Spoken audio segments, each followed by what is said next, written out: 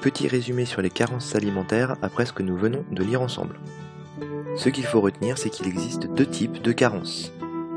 Il y a les carences globales et les carences spécifiques. On dit qu'une carence est globale quand l'apport énergétique fourni par l'alimentation est très inférieur aux besoins.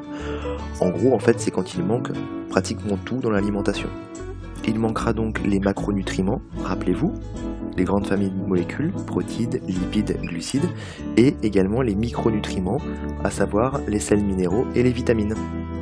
On classe les carences globales en deux grandes catégories. Il y a d'abord la famine, qui est liée à un manque d'aliments, et il y a l'anorexie, qui est liée à un refus de s'alimenter. Petit mot sur la famine, elle est combattue par des programmes de développement afin d'améliorer la production agricole et la santé des populations. Dans le monde, 925 millions de personnes souffrent de la faim et 25 000 personnes meurent de faim chaque jour dans le monde, ce qui équivaut à une personne qui meurt toutes les 3 secondes et demie. En France, il faut savoir qu'il y a quand même 2 millions de personnes qui sont mal nourries. On dit qu'une carence est spécifique lorsqu'il manque un type d'aliment particulier, donc soit macronutriments, soit micronutriments.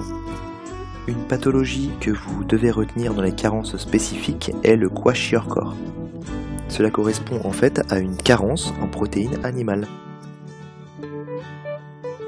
Rappelez-vous, les protéines sont constituées d'une vingtaine d'acides aminés. Parmi les 20, il y en a 8 qui sont essentiels, c'est-à-dire que notre organisme ne peut pas produire, donc on est obligé de les prélever dans l'alimentation. Donc au final, le kwashiorkor, c'est une carence en protéines animales et plus spécifiquement une carence en acides aminés indispensables.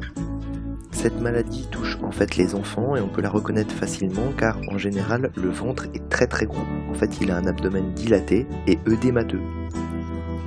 Il existe évidemment d'autres carences spécifiques, autant de carences qu'il existe de molécules. Ce que vous devez retenir, c'est qu'il y a des carences en vitamines, par exemple la carence en vitamine D amène au rachitisme. Enfin, il y a les carences en oligoéléments. La carence la plus répandue est la carence en fer, mais il y a aussi la carence en iode qui est la cause principale du retard mental et physique chez les nourrissons.